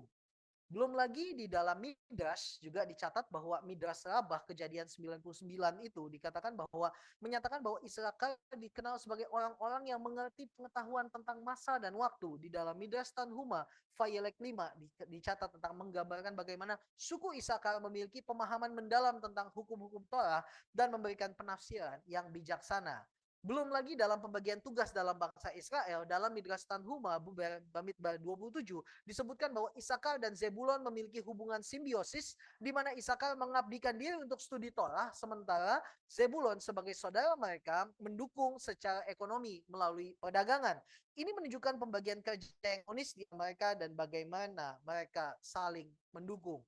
Dan keterlibatan dalam kepemimpinan dan penetapan kalender, Sanhedrin 12 menjelaskan peran suku Isakar dalam menentukan kalender Yahudi dan menetapkan bulan-bulan baru, Rosh Chodesh. Mereka dianggap sebagai ahli astronomi dan penentuan waktu. Menahot 65, suku Isakar dikenal sebagai memiliki pengetahuan mendalam tentang bintang-bintang yang merupakan bagian penting dalam penentuan kalender. Next, mengetahui saat-saat yang tepat tidak dapat dipisahkan dari mengenal. Mari kita baca sama-sama. 1, 2, 3. Mengetahui saat-saat yang tepat tidak dapat dipisahkan dari mengenal Allah. Studi Torah, penetapan tahun-tahun, memahami masa-masa. Dan yang terjadi dalam satu suku ini secara spesifik membuat mereka tahu what to do. Teman-teman, ketika musim berganti dan kita masuk ke dalam satu musim yang baru, percayalah bahwa kita belum pernah ada di musim itu dan ada begitu banyak orang yang tidak pernah berada dalam musim yang demikian. Namun demikian, kita tahu bahwa kita belajar dari kebijaksanaan, dari mengenal Allah untuk setiap musim. The seasons can change, but we have the God of all seasons. Musimnya bisa berganti, tetapi kita melayani Tuhan dalam segala musim. Tuhan yang mempunyai semua musim di dalam kehidupan. Jadi pertanyaannya adalah, next, what seasons you are in now? Untuk embracing every seasons diperlukan pengetahuan tentang waktu-waktu yang tepat. Dan untuk memiliki pengetahuan tentang waktu-waktu yang tepat diperlukan pengenalan akan Allah. Tanpa pengenalan akan Allah, kita tidak akan tahu waktu yang tepat. Tanpa pengenalan akan Allah, atau dalam bahasa Pengkhotbah ayat Pengkhotbah 3 ayat 13 ayat 14 tadi dikatakan apa? Adalah agar manusia takut akan Allah. Dan setiap musim yang berganti membuat kita takut akan Allah. Dan setiap musim yang berganti akan mendorong kita untuk lebih mengenal Allah.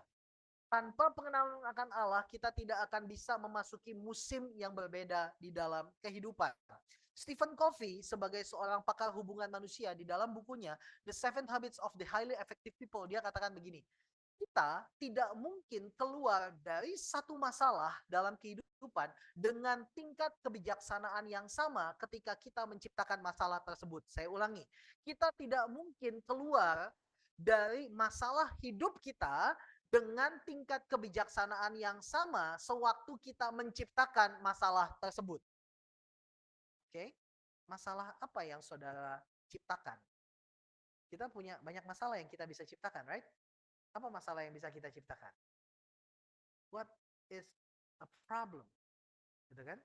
Dalam kalau misalnya suami istri punya masalah dalam komunikasi, saudara tidak bisa keluar dari masalah komunikasi tersebut dengan kebijaksanaan yang sama ketika saudara menciptakan masalah tersebut. Masalah finansial, saudara tidak bisa keluar dari masalah finansial dengan kalau saudara memiliki kebijaksanaan yang sama ketika saudara membuat masalah finansial tersebut. Right? Itu adalah hal yang terjadi dalam hidup kita. Itulah sebabnya mengenal Allah adalah kunci di dalam kehidupan. Penulis Amsal mengatakan takut akan Tuhan adalah awal dari pengertian. Takut akan Tuhan adalah awal dari pengertian. Tanpa takut akan Tuhan, tanpa mengenal Allah, tanpa mengenal hukumnya, maka kita akan terus berada di dalam situasi kita. Dan kita tidak mungkin keluar dari posisi kita hari ini dengan kebijaksanaan yang sama sewaktu kita menciptakan masalah tersebut. Kita hanya bisa memiliki kehidupan yang baik waktu kita, gitu ya, ketika kita belajar mengenal. But don't worry, mari kita bersama-sama mengenal Allah, dan ini adalah waktunya. Dan kalau saudara berpikir bahwa Tuhan mengangkat kita, naik bukan turun, dijadikan kepala bukan ekor, and it's good. Kalau kita berpikir bahwa waktu saya belum tiba, tenang, waktunya adalah sekarang. Gitu kan? Bahwa saudara masih lebih muda dari saya adalah orang yang sudah cukup tua, tahun ini saya 43 tahun, dan saya terus menciptakan masalah dalam kehidupan. Gitu kan? Dan saya terus memiliki kekhawatiran dalam kehidupan. Tapi saya tahu bahwa kalau saya mengenal Allah, everything will be okay. Kenapa? Karena J.I. Packer mengatakan bahwa hidup ini adalah perjalanan Emmaus kita. Dan tujuannya adalah untuk mengenal Allah. Dan begitu kita belajar untuk mengenal Allah, maka segala sesuatunya mulai berada dalam harmoninya. Ya kan? Saya 40 tahun saya masih bergumul dengan mengenal Allah dengan segala macam problematika dalam kehidupan. Saudara yang di umur 30 tahunan, saudara juga pasti bergumul dengan mengenal Allah dan segala macam permasalahannya. Saudara yang 20 tahun pun demikian, saudara yang masih belasan tahun pun demikian. Setiap orang punya masalahnya masing-masing, orang single punya masalahnya, orang menikah punya masalahnya, orang bercerai punya masalahnya. Orang kaya punya masalahnya, orang miskin punya masalahnya, orang punya pekerjaan punya masalahnya, orang nggak punya kerja punya masalahnya. Okay? Dan semua season dalam kehidupan menunjukkan kepada kita bahwa Tuhan tetap setia pada panggilannya. Saudara percaya bahwa Tuhan memanggil saudara? Bilang sama kiri kanannya, saya percaya Tuhan memanggil saya. Gitu ya, gitu. Saya percaya Tuhan punya panggilan buat saya. Saya percaya Tuhan punya panggilan buat saya. Walaupun saya kelihatan seperti buronan hari ini, gitu kan gitu. Walaupun saya kelihatan seperti buronan hari ini, tapi saya tahu bahwa Tuhan ingin saya menjadi seorang raja. Well, probably bukan raja Israel gitu kan gitu. Tetapi apapun posisi yang paling baik yang Tuhan bisa berikan dalam hidup saudara, saudara adalah raja dalam posisi tersebut. Next. So it's your time, you just have to wait for your turn. Gitu kan? Ini adalah waktunya. Saudara hanya perlu menunggu kapan saudara mendapatkan kesempatan saudara. Bilang sama kiri kanannya lagi, it's your time, ya. You just have to wait for your turn. It's your time, gitu ya. You just have to wait for your turn. Ini adalah waktumu, kamu hanya harus menunggu kapan giliranmu. Dan ini adalah hal yang saya tuliskan ketika Pastor CJ ulang tahun kemarin. Yakub menipu kakaknya. Petrus memiliki masalah dengan temperamen. Paulus adalah seorang yang ganas. Daud berselingkuh dengan istri stafnya. Nuh mabuk karena anggur. Yunus melarikan diri dari Tuhan. Gideon tidak percaya pada dirinya sendiri. Miriam bergosip. Marta terlalu khawatir. Thomas tidak percaya. Sarah yang tidak sabaran. Elia yang baper. Musa yang patah hati dan tak pandai bicara. Zakheus yang pendek. Abraham yang telah lanjut usia, Lazarus sudah mati. Tapi ketika their turn came, ketika turn mereka, giliran mereka terjadi, dan inilah yang terjadi pada mereka. Yakub diampuni dan diterima kembali. Petrus setia sampai mati. Paulus menulis sebagian besar perjanjian baru. Daud disebut sebagai kekasih Allah. Nuh dan keturunannya memenuhi bumi. Yunus diberikan kesempatan kedua. Gideon dan 300 tentaranya adalah kisah 300 yang asli. Miriam disembuhkan, Marta dihibur. Thomas mengakui Tuhan, Sarah beroleh Ishak.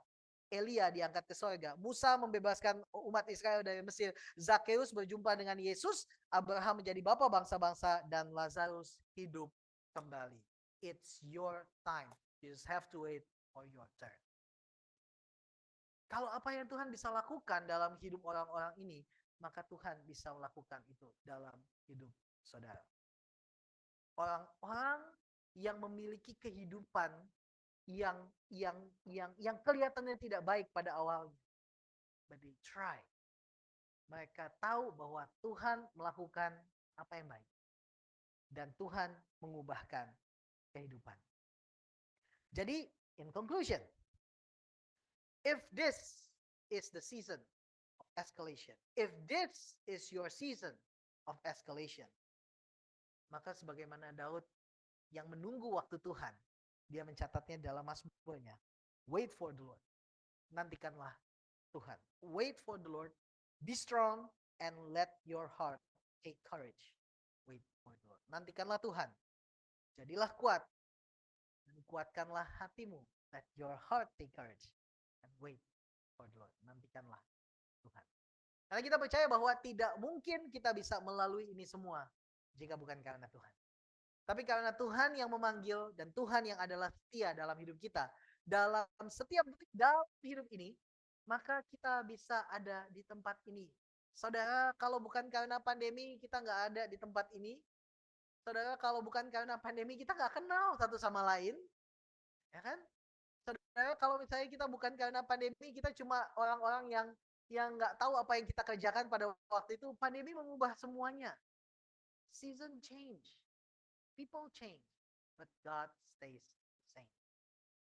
Tetapi Tuhan tetap setia. dalam hidup kita. Sebagaimana lagu yang tadi, saya mengundang pemain musik untuk maju ke depan karena kita mau terima perjamuan kudus. Lagu yang tadi kan bilangnya apa? Kekuatan serta penghiburan gitu ya. Saya bukan mau nyanyi lagu itu sih. Diberikan Tuhan padaku. Tiap hari aku dibimbingnya, tiap jam dihibur hatiku, kan gitu ya lagunya ya. Saya bukan ingin menyanyikan lagu itu sebagai closing, tapi saya ingin mengajak kita sama-sama untuk menyanyikan satu lagu yang gak kalah himnenya. Katanya himne, yang nyanyi lagu himne adalah orang yang gak bisa bikin, gak kreatif katanya. Ngaco tuh orang yang kayak gitu ya. Gitu ya. Saya ingin mengajak kita untuk nyanyi lagu itu. Di mana ya? Di A kali ya. Coba A.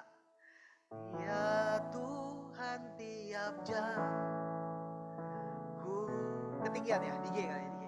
Ketinggian ya. Apa di G apa di F? Ya Tuhan di F. Ya Tuhan tiap jam ku memerlukanmu. Engkaulah yang memberi sejahtera penuh setiap jam ya Tuhan. Setiap jam ya Tuhan, di Kau ku perlukan, ku datang juru selamat, berkatilah. Nah bisa semuanya, yuk bangkit berdiri dulu. Kita mau siapkan hati kita, meresponi firman Tuhan dan menerima perjamuan kudus. Kita nyanyikan sekali lagi, kita meresponi firman Tuhan terlebih dahulu bahwa God, I know that is my time. I just have to wait for my turn. Ada musim-musim dalam kehidupan yang mungkin berubah, tetapi kita tahu bahwa Tuhan adalah setia. Dan kita nggak mau sampai demam, kita hanya mau tahu bahwa dalam setiap perubahan dalam hidup, kita tahu bahwa ini kita dipanggil untuk mengenal Tuhan. Mari kita mau nyanyikan lagu ini sama-sama menjadi satu respon kita akan firman Tuhan. Bahwa jangankan setiap hari, kita nggak mungkin bisa survive dalam kehidupan kita melewati jam demi jam, detik demi detik. Tapi ketika setiap detik dalam hidup kita ada Tuhan, well, everything is going to be okay. Mari kita nyanyikan sama-sama. Ya Tuhan tiap jam ku memerlukanmu. Engkaulah yang memberi sejahtera penuh setiap jam ya Tuhan, di Kau ku perlukan, ku datang juru selamat, berkatilah. Katakan lagi. Ya Tuhan tiap jam ku memerlukanmu. Engkaulah yang memberi, Engkaulah yang memberi sejahtera penuh sejahtera penuh setiap jam ya Tuhan, setiap jam ya di Kau ku Tuhan, perlukan. di Kau ku perlukan, ku datang juru selamat, berkatilah.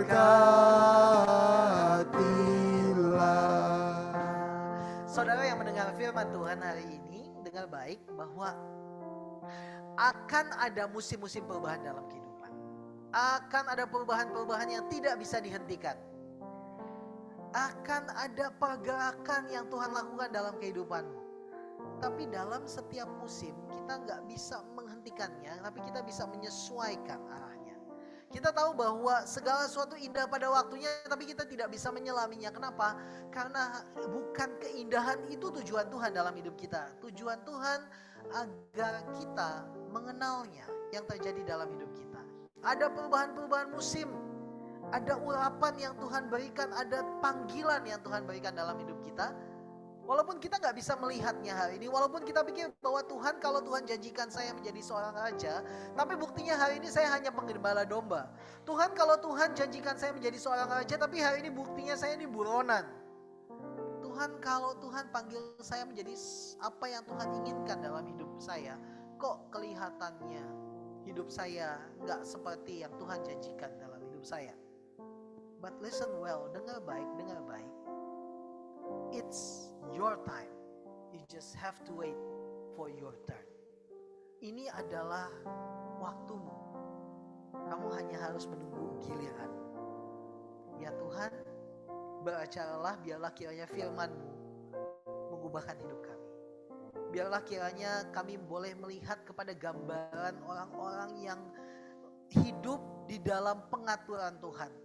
Mereka yang hidupnya jatuh, bangun, jatuh lagi, bangun lagi, gagal, sukses, berhasil, menabur, menuai, gagal lagi, menabur, menuai, memperbaiki hidupnya.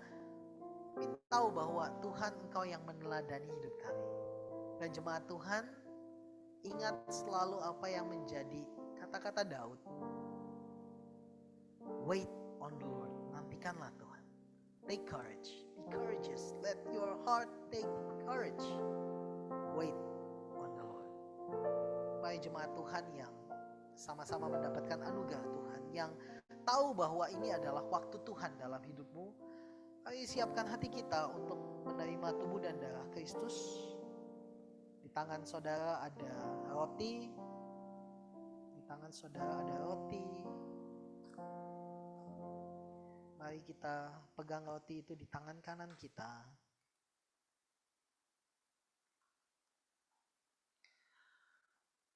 Mari kita angkat roti ini. Menyadari bahwa sebagaimana Rasul Paulus katakan bahwa apa yang telah ia terima daripada Tuhan ia lanjutkan. Bahwa Yesus pada malam sebelum ia diserahkan mengambil roti, memecah-mecahkannya, lalu membagi-bagikannya kepada para muridnya. Setelah ia berkata, terimalah dan makanlah, inilah tubuhku yang dipecahkan bagimu. Saudara yang memegang roti ini dan melihat kepada tubuh Kristus yang terpecah untukmu, mari kita sambut sama-sama roti ini di dalam nama Tuhan Yesus Kristus.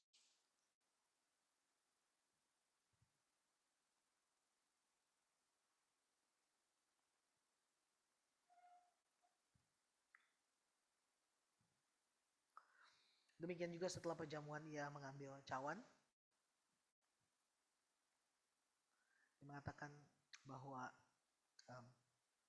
inilah cawan piala darahku, darah perjanjian yang baru dan yang kekal yang ditumbahkan bagimu dan bagi pengampunan dosa. Kenangkanlah aku dengan merayakan peristiwa ini. Saudara yang memandang pada cawan ini dan melihat bahwa tubuh dan darah Yesus Kristus yang terpecah dan tercurah di atas kayu salib memberikan kehidupan yang baru, memberikan satu teladan kehidupan yang membuat kita bisa memiliki satu kehidupan yang maksimal dalam Tuhan. Engkau yang memandangnya kepada darah Yesus yang tercurah, mari kita terima darah Yesus ini di dalam nama Tuhan Yesus.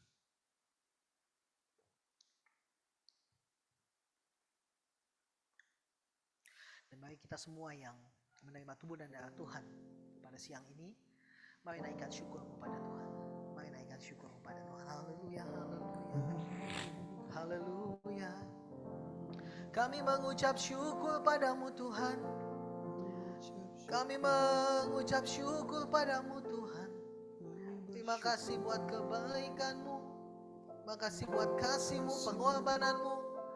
Terima kasih buat panggilan-Mu dalam hidup ini. Terima kasih buat kasih-Mu dalam hidup kami. Kami gak mungkin bisa melalui segala sesuatunya tanpa-Mu. Dan biarkan ketika musim berganti, kami percaya bahwa Tuhan tetap setia. Apapun yang terjadi dalam hidup kami tahu bahwa God will see us through. God will lead us through. Gak selamanya hidup kita ada dalam pembuangan. Tuhan yang akan memimpin kembali. Gak selamanya hidup kita ada di padang gurun. Tuhan yang menuntun melalui tiang awan dan tiang api. Gak selamanya apa yang terjadi dalam hidup kita tetap demikian adanya. Karena Tuhan setia dalam hidup ini. Karena Engkau ya Tuhan. Karena Engkau ya Tuhan yang buat kami hidup. Haleluya, haleluya. Mari nyanyikan lagi. Ya Tuhan, tiap jam ku memerlukanmu. Engkaulah yang Engkaulah yang memberi sejahtera penuh. setiap jam Setiap jam ya Tuhan, di Kau ku perlukan, ku datang juru selamat, berkati setiap jam ya Tuhan. Setiap jam ya Tuhan, di Kau ku perlukan, ku datang juru selamat, berkati. Ku datang juru selamat. Ku datang juru selamat, berkatilah.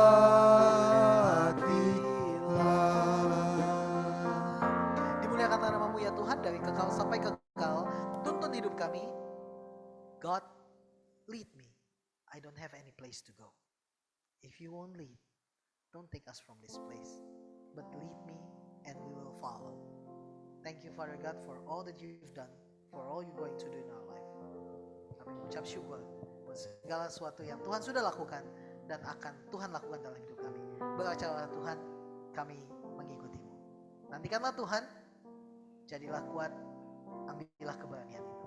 Nantikanlah Tuhan. Demi Kristus Yesus Tuhan dan Juru Selamat, kami berdoa, kami amini semua firman Tuhan. Haleluya, semua yang mengasihi Tuhan, sama-sama kita katakan, amin. Tuhan Yesus memberkati.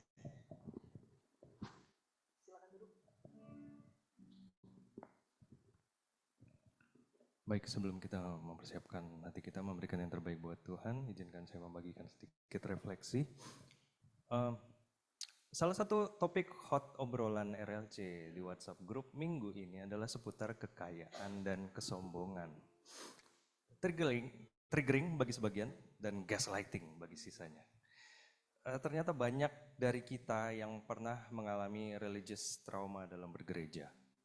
Ternyata kita mengalami perlakuan yang berbeda atau bahkan tidak bersahabat ketika kita dianggap terpapar karena terlalu banyak bertanya atau tersasar karena terlalu banyak menjawab. Dan seringkali mereka yang imannya terguncang dan jiwanya terusik alih-alih menilik akal dan rasa diri sendiri justru melontarkan trigger statement yang familiar itu. Tuhan melihat hati, pakai iman dong. Jangan kebanyakan berpikir, jangan sombong. Wow, ouch. Lain lagi dengan topik kekayaan, ada dinamika malu tapi mau di sini. Kita kerap mendengar narasi seolah Alkitab menggambarkan kekayaan secara antagonistik. Atau orang-orang yang makmur secara a priori. Namun dari mimbar yang sama kita juga bisa mendengar bagaimana kekayaan itu dikait-kaitkan dengan buah kematangan rohani, dengan kesalehan hidup, bahkan tanda perkenanan Allah. Lantas ziarah hati kita pada sang sumber itu jadi tereduksi dalam self-hypnotizing, saya pakai kata ini, yang sebegitu kentara. Seolah jika saya ingin hidup lebih mudah, hati lebih senang, kantong mengembang, maka Tuhan jawabannya. Well, this is the problem. Jika kita terlalu mudah berkata Tuhan jawabannya, saya malah khawatir loh. Kita terlalu malas untuk berpikir apa maknanya Tuhan sebagai jawaban itu. In what way? Secara bagaimana ia menjawab pertanyaan saya dan bagaimana ia memecahkan permasalahan saya? Makin diamati nampaknya jika isu kesombongan dan kekayaan ini dibahas tanpa berlandaskan kasih dan upaya berpikir kritis dalam memahami sesama, diskusi ini akan rentan dimanipulasi. Ia bisa menyamarkan obsesi atau trauma kita. Ia bisa menyamarkan masalah sense of security kita, sense of scarcity atau takut akan hidup berkekurangan yang mungkin tersembunyi di dalam hati kita. Victim mentality dan kesulitan dalam menerima diri kita sendiri. Sehingga melalui takaran idealisme tertentu, jangan-jangan apa yang kita beri label kudus atau alkitabiah, jangan-jangan sedang kita jadikan senjata untuk mendiskriminasi orang, untuk memarginalisasi dan mendehumanisasi orang lain. Sin of scarcity often becomes a sin of certainty. Banyak teolog utamanya yang bergerak dalam pendidikan dan gagasan pembebasan meyakini bahwa lawan dari kasih sebenarnya bukan kebencian, melainkan ketakutan. Dan sejalan dengan itu saya mau mengutip Pastor Tim yang sering membagikan kepada kita, sebenarnya Tuhan memberikan cukup kok bagi kita semua. Saya pikir ini sejalan dengan narasi Matius 6. Ketika Yesus meminta agar kita tidak khawatir akan apapun sambil kita mencari dan mengutamakan kebenaran dan kerajaan Allah, kata yang dipakai kebenaran di sini mungkin kita tahu sama-sama, dikaiosune.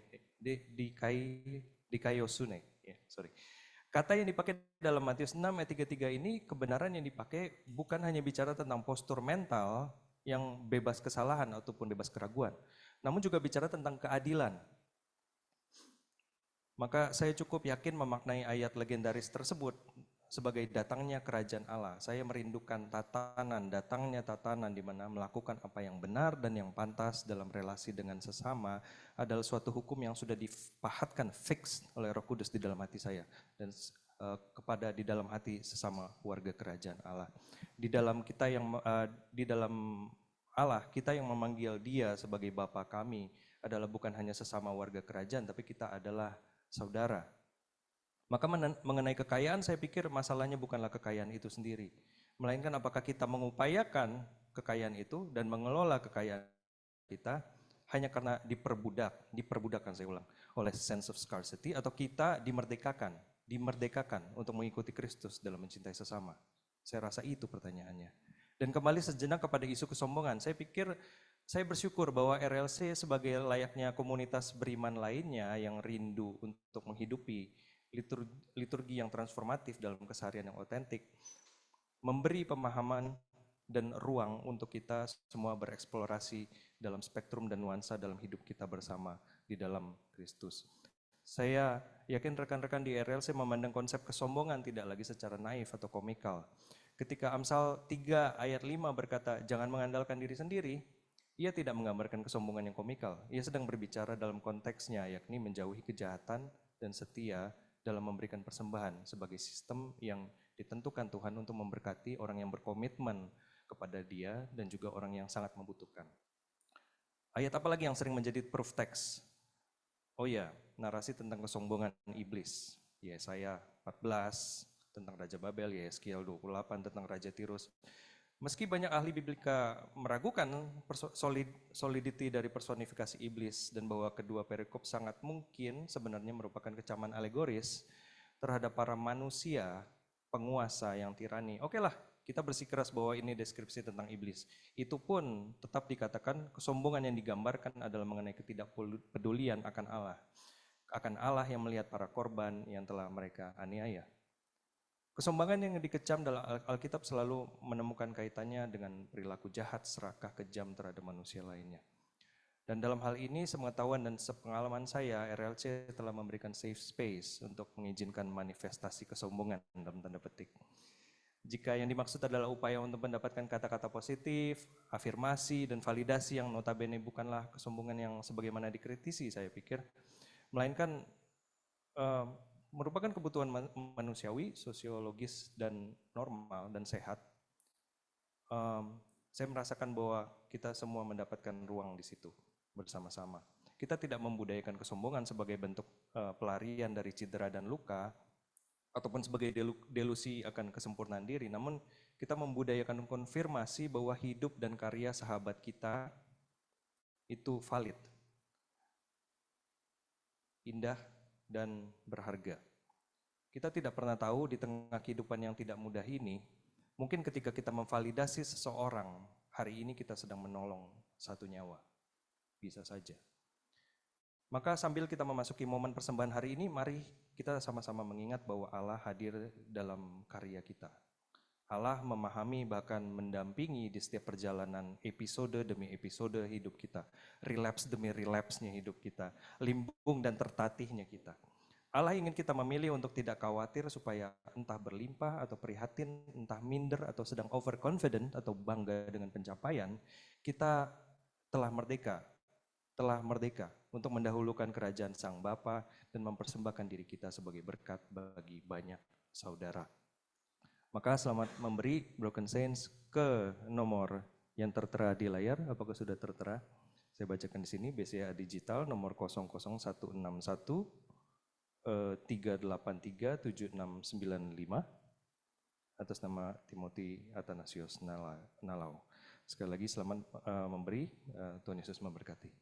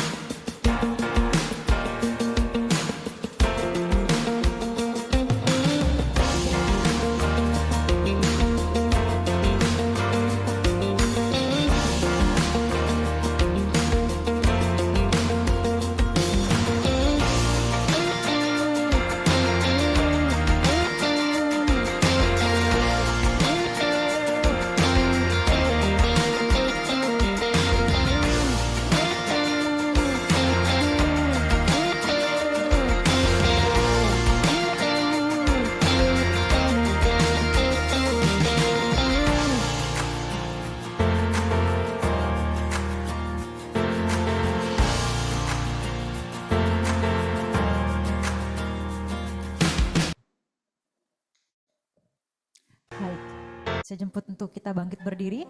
Kita akan menyanyikan lagu Grace Alone. Grace alone, which God supplies, strength unknown, He will provide. Christ in us, our cornerstone, we will go forward in grace alone, grace alone, grace alone, which God supplies, strength unknown, strength unknown, He will provide. Christ in us, our cornerstone. We will go forward in grace alone. We will go forward. We will go forward in grace alone. We will go forward. We will go forward in grace alone. Mari jemaat yang dikasihi Tuhan, arahkan pandanganmu kepada Tuhan, kiranya kasih yang sempurna itu mengalir turun dari tahta Allah Bapa, berkatnya, perlindungannya, hikmatnya, pemeliharaannya sempurna dalam hidupmu, sehingga engkau bisa mengasihi Kristus sebagaimana Dia telah mengasihimu, sebagaimana Ia turun ke dalam dunia kita untuk mencari yang terhilang, menyelamatkan, membentuk kita agar serupa dengan gambaran Allah di dalam dirinya. Dan biarlah kiranya Allah Roh Kudus menuntunmu dalam langkahmu, dan ketika angin yang bergerak di belakangmu dan sinar matahari yang menghangatkan wajahmu membuat kau menyadari bahwa betapa indahnya dunia yang diberikan Tuhan pada kita. Pergilah, usahakanlah dunia ini dengan baik, dan selagi engkau pergi, beritakanlah Injil Kristus kepada dunia di luar sana. Terimalah berkat Tuhan, jadilah berkat bagi dunia ini. Demi Kristus Yesus Tuhan dan Juru Selamat, kita berdoa, kita sudah mengucap syukur. Haleluya. Semua yang mengasihi Tuhan sama-sama kita katakan amin. Selamat siang, Tuhan Yesus memberkati.